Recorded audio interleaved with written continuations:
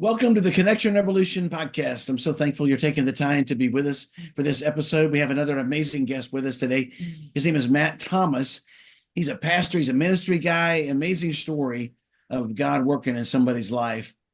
And still today, we're doing great things through the life of Matt Thomas. So, Matt, thank you for taking the time to be with us today. It's my pleasure. I appreciate the opportunity. It's so great to see you. Got to hear from you recently on another platform that you were speaking on, and then it's been a few years back. Really, we met, but Yeah. then we haven't talked much for quite a while. So it's great to kind of reconnect in Yes. this regard too. But I just have always appreciated you and your ministry and your story, how God's worked through you and your prison ministry, to be specific. And Matt, I appreciate all that God is doing through you and Firm Foundations Ministries. And what an amazing thing, what an amazing story. So welcome to the Connection Revolution podcast today. We're looking forward to hearing from you a lot today. Well, I also want to welcome Nate Doom, who's our producer. Nate, great to have you with us today for this podcast. As always, Nate's been on every one of these, and he's also our millennial voice, and not just a token millennial, as we like to say, but to be clear, a very valued millennial voice. And he takes it all in, and then later in the program, he'll kind of reflect back on what he's been hearing. So, Nate, always great to hear from you. And today you'll get to reflect on what Matt's been saying. So, Matt, let's just dive in. Please Okay. take some time and share with us about your journey, life, your journey with the Lord, and bring us up to today if you can. No, awesome. And I got to say, I appreciate you having me on. And Nate, you probably got the coolest name I think I've probably ever seen. Like, I think people aspire to have like a cool name like Nate Doom. You know what I'm saying? Yeah, Like yeah. just it's pretty cool. I But just need to become a doctor and then that'll make Doctor, oh that I'm telling you, hey, and then to Yeah. have like a mask on your, you know what I mean? It just be Calling Dr. like, Doom, calling Dr. Doom. I think you could have so much fun with that. yeah. But no, man, my my life has been blessed and it's been rough all at the same time. My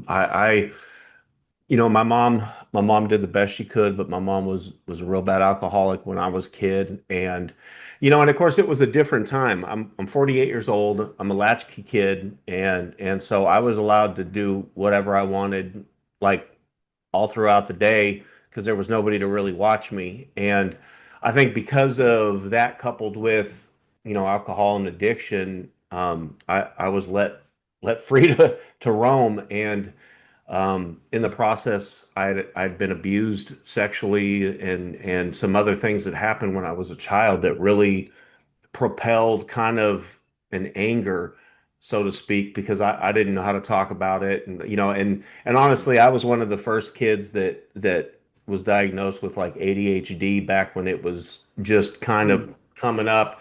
And so I was wild and I was out of control. And unfortunately, I started getting in trouble when I was in third grade, which is weird to say because I have kids, you know what I mean? They're in fourth grade right now, and I'm like, I wouldn't let my kid anywhere out of the house. I started getting in trouble, and it kind of grew to other things, and I inevitably broke into a school in third grade, and we set the school on fire and did some other things, and and to be honest, it was to me at the time it was cool because it was like I saw it on TV and I, I was just broken. I was a broken child that was not loved, was not, and I know it sounds cliche, but like there was no emotional connection to really much of anything, and so I just continued to act out more and more, and then after the abuse happened, I mean, it was off the chain. And so we lived in Nevada at the time, in Reno or Sparks, Nevada, and my mom got a letter that said, "Hey, if you don't move, your son's going to be a ward of the court." And so my mom moved to California too, because that's where she grew up. And I moved out there when I was about 10, 11, and that cycle of the cycle of stuff continued. My mom's alcoholism became worse. She was out drinking more. I, I had I had ended up messing around with a boy that that was just a kid that was my age, sexually, and I had no idea. It was really weird. Like looking back, I had no idea that it was wrong. But then again, at the same time, it's like I was 11 years old and that shouldn't be happening anyway. And, so a lot of the abuse came out at that point of what had actually happened. And, nobody did anything with it. And so it was like, okay.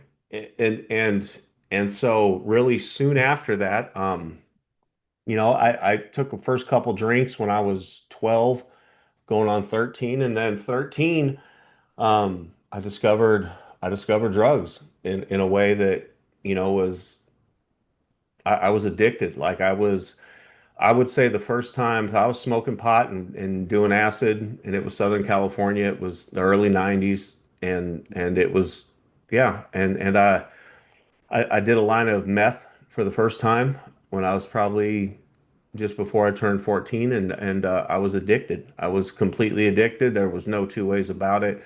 I felt normal all of a sudden, and because when you only experience really anger and like it all of a sudden I felt emotions, and unfortunately about the same time, my dad, who was in and out of prison, had gotten out of prison a little bit before that, and so my dad was a drug addict from way back, and he was in and out of prison. He was very abusive and mean, and so he he was a heroin addict, and I watched him do these things, and then one time, I asked if I could try it, and he shot me up with heroin when I was probably 14, and I hate to say it like this, it's real crazy. I think he saved my life that day because I ended up hating needles the rest of my life and heroin, because just I think the tie to my dad and all that,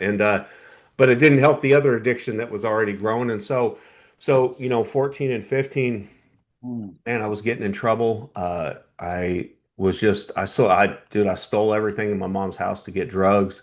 I almost used her gun on a kid that was in the bathroom of our house that had a case of beer. I mean, it was a whole mm, bad situation. And I was running the streets of Southern California, and it was not good. And so I dropped out of high school when I was 15.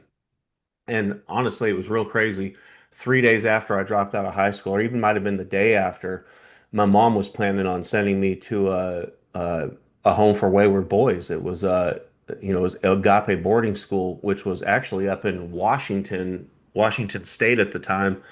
And like, I drop out of high school, and like all of a sudden, my mom shows up at my friend's house with my dad, which was like just weird altogether. And and they said, "Hey, you're coming with us.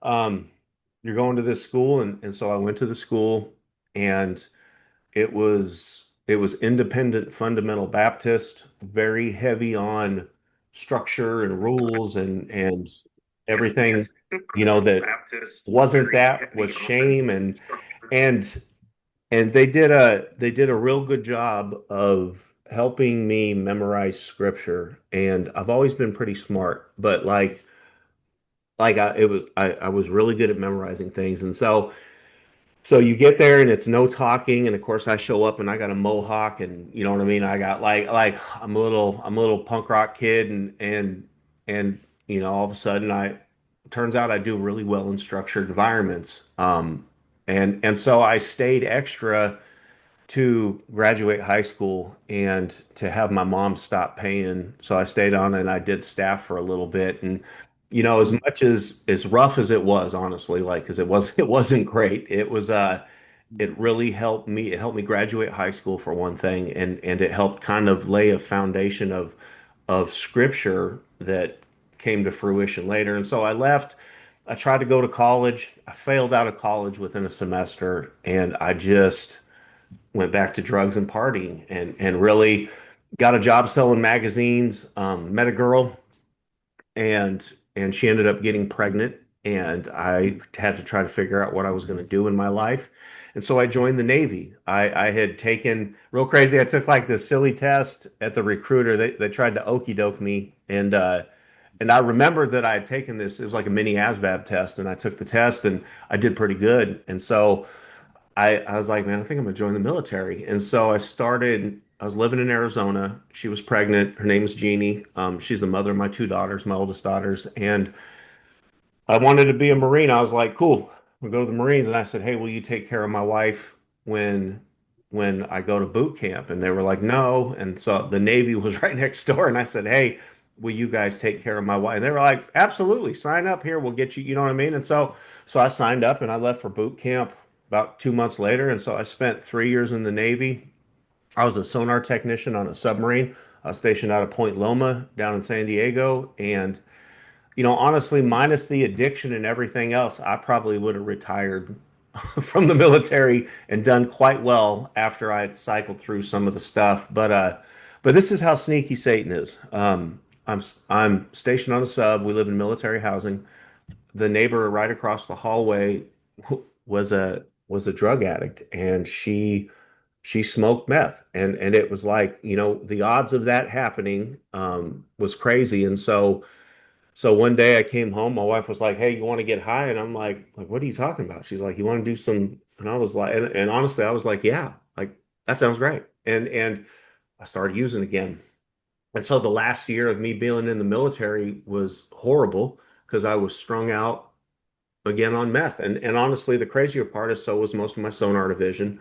And so, I started going to Tijuana and buying drugs and selling drugs and so I just and listen, by the absolute grace of God, I walked out of the military with an honorable discharge due to parenthood issues because through drug addiction and my wife's mental health at the time, I ended up with custody of my daughters, and I couldn't go to sea, and I was a mess, and I didn't want to. I was a disaster, and so. I get out of the military in 2000, moved to Washington because I met some people, and then my wife, who was still married to me, showed up and said, "Hey, I want to have a family with you, and I miss you." And I was so broken that I was like, "Absolutely, whatever I need to do, let's do it." And so I moved to Arizona, and literally probably 2 months of being down there, she files a police report against me, says I hit her with a seatbelt in the back of the car, which is super weird and made no sense, but it stuck. And so I came home from work and she took the kids and sent me out homeless in the street. And so it was crazy. Somebody that I lived with, um, or somebody that I worked with just happened to have a spot. So I slept on the side of this dude's bed in his room and just tried to, you know, just tried to live. And so I literally lived off of uh, marijuana, nachos from 7-Eleven and beer just to like, because that was really all I could afford. It was like it was pretty rough. And I was staying away from the meth at the time because it was just wasn't good. And then unfortunately, without fail, it found me again, and it was different and it was better and it was stronger. And so I started doing it again, and of course I started dealing. And so now we're rolling into like 2001, 2002. 2001, I go to rehab, I get about 90 days clean, and then go back to Mesa, which where I was at in Arizona was Mesa, and start using again. And as life would have it, my ex-wife and I got a divorce. I ended up with joint custody, and then she took off to Kansas, and that really hurt. Like, and as much as I wasn't around my kids, she would still let me see them because she would get tired of them. And I was always really good with kids. I was always a good dad to my kids. And so as time went on, later that year, I get a phone call from my grandma and my grandpa on my mom's side, and they're like, "Hey, you need to talk to your dad's mom." And so I called her, and she was like, "Hey, your dad's dead. My dad got killed at the end of 2002, shooting drugs intravenously with a woman in the bathroom. And the boyfriend woke up and beat my dad up, and then he died about a week later in the hospital from his neck being broken from a bat. And honestly, like that was my final straw. And so instead of just being a drug addict and selling drugs, I was selling drugs and I was robbing people and I was stealing things and I was doing whatever I could to fill the void of all the brokenness that I had experienced and complex trauma and all that. And so 2006, um, the police show up. They're chasing me down the street, and I finally, after being in and out, in and out, in and out of jail, they pulled me and held me on a no bond charge. That wasn't even a real charge, but they just wanted to get the other charges processed. And so I ended up with 4 felonies: burglary tools, theft of means of transportation, which is a stolen car, and then possession of paraphernalia.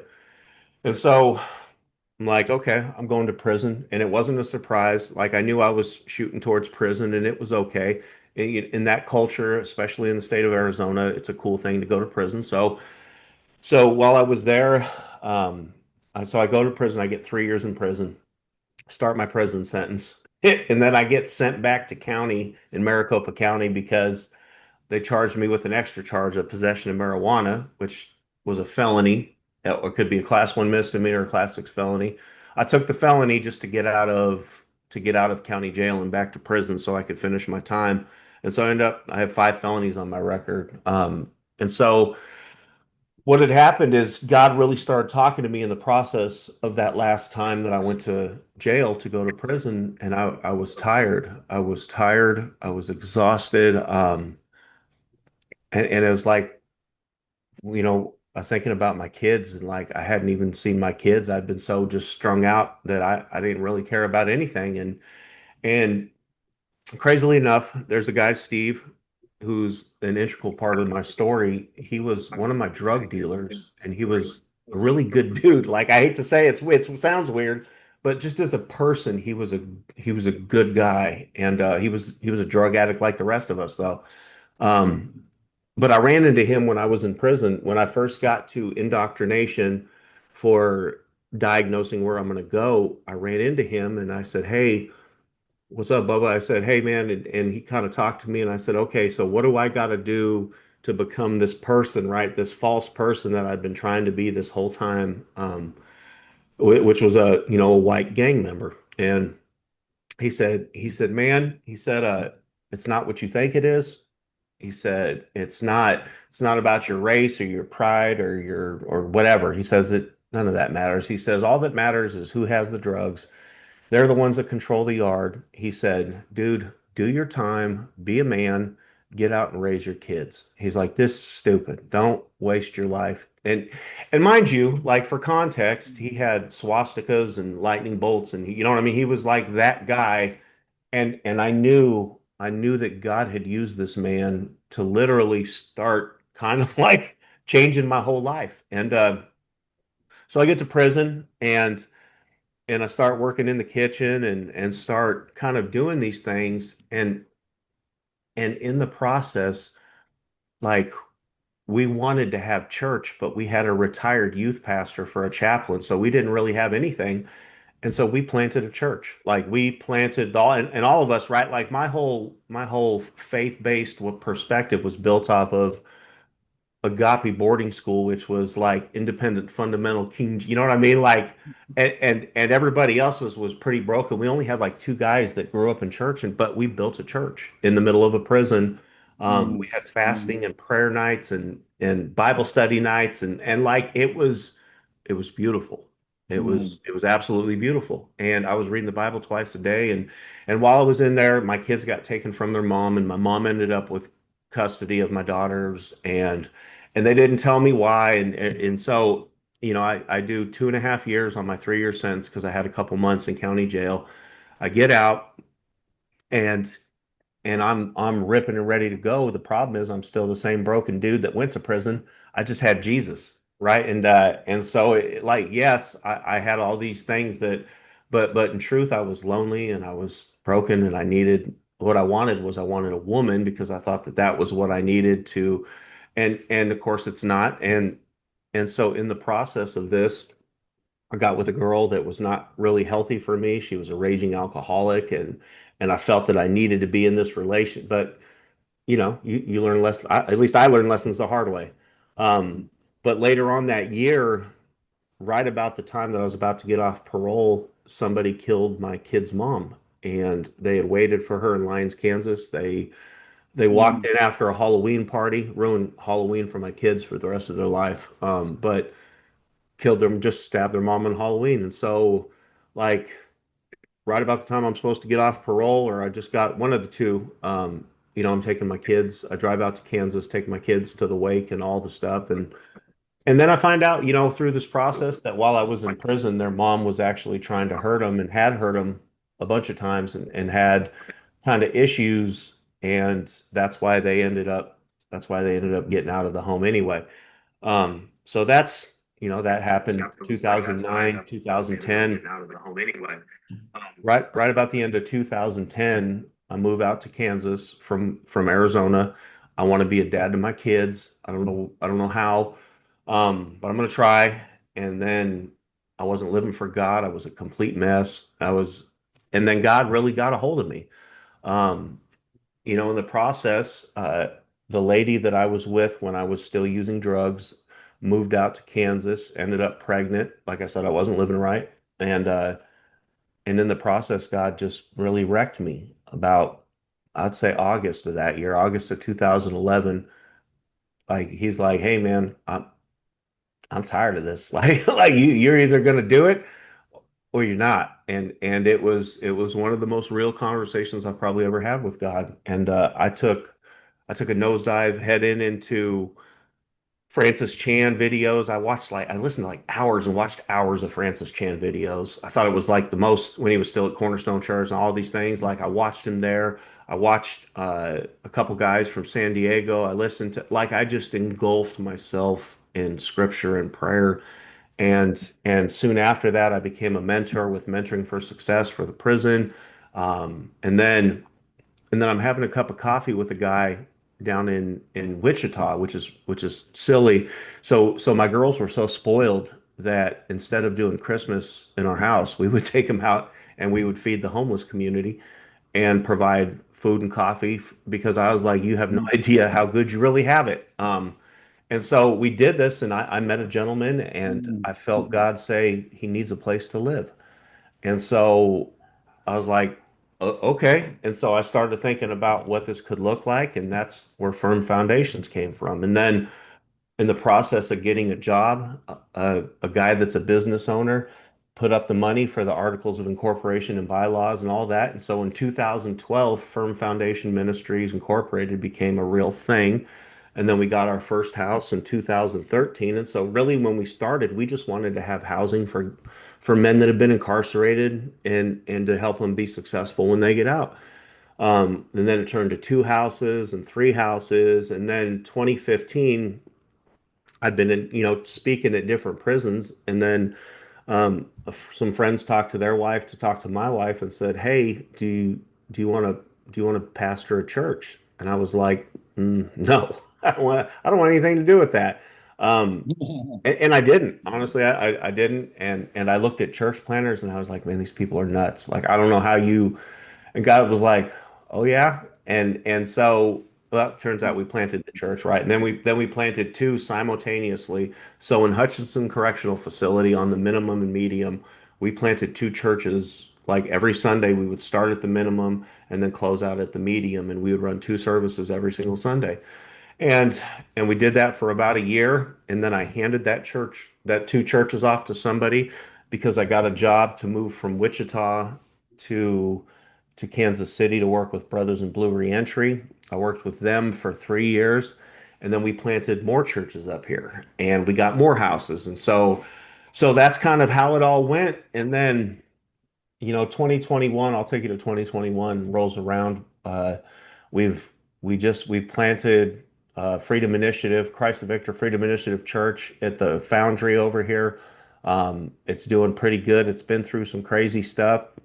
We've got two houses. No, we got a house in Kansas City, two houses in Topeka, three going in Wichita. Like doing great, doing great.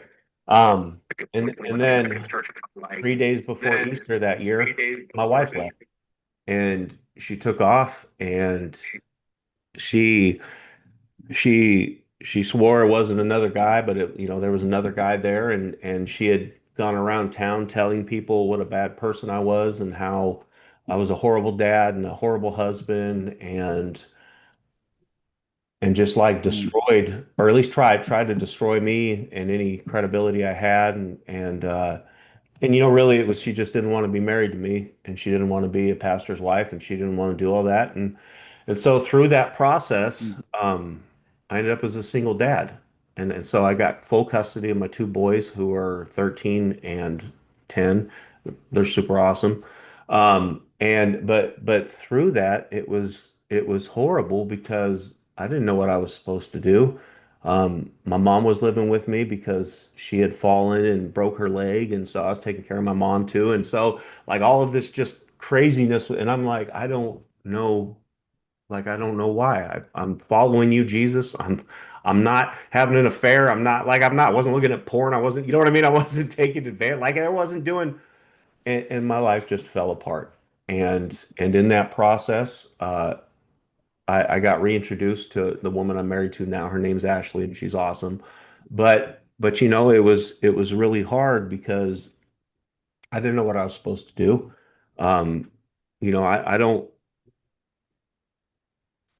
It was hard, and so like in the process, I tried to quit everything. I tried to walk away from everything. I tried to say I don't want to do this anymore, and God was faithful in that space with a lot of grace. And I didn't trick off my sobriety. I didn't like I managed I've been clean for a lot of years now. So I've been clean off meth for almost 20 years and clean off alcohol and weed for I took some prescription pills when I got out of prison because I had some tooth work done that I just took three of them because I like I said I came out still a drug addict. mm. But I've been sober for well over 15 years and so by the grace of God, that didn't get trashed. I managed, my kids are doing good. Her Ashley and I got married and so, we started building a family as a blended family. And then it's just been I lost my best friend last year that I planted the church with to a motorcycle accident. And so it's just like I said, it's been real beautiful. Um, but it's been hard. And so what we did is we handed off the leadership to my buddy Jack. He's the pastor of the Freedom Initiative Church out here in Lenexa. Pastor Abe, who did 27 years in prison, is the lead pastor of the church down off 17th and Quindaro. My wife and I are in the prison almost every week we have a church inside of Lansing that it's like 120 to 130 dudes every single week. Mm. We've had over 100 baptisms. We've multiple more salvations, and so what we do now is we do housing for men, but we also do leadership development for those that are incarcerated or even out of prison, and help men and women find who they are in Christ, so they are healthy, productive disciples of Christ who we hope will turn into leaders in the long run. Sorry that took a while, but that's from A to where we're at now. Praise God for all he's doing through you, brother. And thanks for taking the time to share your story with us. You've been through so much, man. I just want to say, way to go and encourage you, that God is speaking through you. As you share that story, that's powerful about how God's speaking through you. And you're willingly, transparently sharing about the pain of it, but also sharing about the God's redemptive, uh, you know, nature injected into that, Yeah. and now He's just got you on this great journey now and working through you. And wow, I'm just so blessed to have heard you share your story. I'm so glad we've reconnected. I look forward to what the Lord has in store for this going forward. Amen. How the Sending Project can help get the word out about what you're doing or be a blessing in some way, definitely let us know. We look forward to future conversations with you, brother. Well, we do have a segment on our podcast that we don't want to leave out, and it features our millennial, not our token millennial, just to be clear, but it's the millennial moment. All right, Nate, over to you. What have you been thinking about? Yeah. What's your reflections No, as you've been listening to I've this just been amazing really story from Matt Thomas? thankful to hear your testimony. And I just through the whole thing, I kind of was just seeing kind of some patterns and thinking about how just um man, there's nothing that disqualifies God's ability to work through a situation. And I just the way you're talking about, even the Baptist experience you had with the Yeah. buffet and all that, and your former drug dealer being a guy who helped get you more on the right track, Yeah.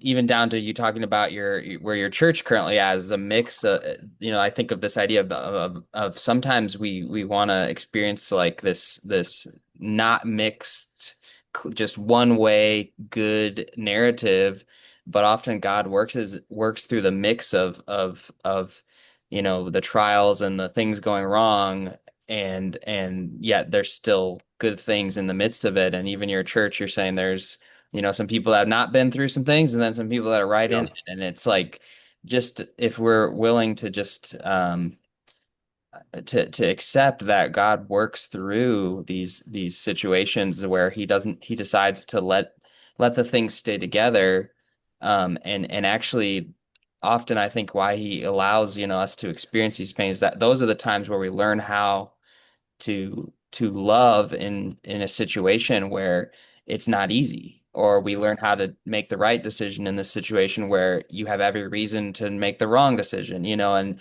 it's us continuing to have the opportunity to see how he can redeem any sort of situation. And so I just I have a different testimony, but I relate in terms of just that, seeing God do that in my life with the things I've been through. And um, it's just a really good reminder to not try to just rush to a place of everything kind of lining up the way we think it should be, but just to allow the different situations God lets us go through, allow ourselves to learn from them, and and to not rush it, and to let him do his work and his timing. And so Yeah. yeah, I just really appreciate that, getting to know and hear your story. And um it's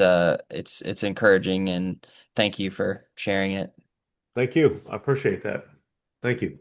Amen. Thank you, Nate. And Matt, thank you again for being with us. Well, before we sign off, Matt, is there a contact information? Is there an email or a phone number, or anything you want to offer to people who want to Yeah. reach out to you to follow up, to communicate? So it's 913-257-7300 is the way you can get a hold of me. Or you can look up Firm Foundations Ministries.org and you'll see what we do. Fantastic. Fantastic. Thank you, brother. No All problem. right, Matt, Nate, thank you guys so much. It's been an amazing time. I just hope a lot of people get a chance to hear this Connection Revolution podcast because of the amazing God story that we've heard today.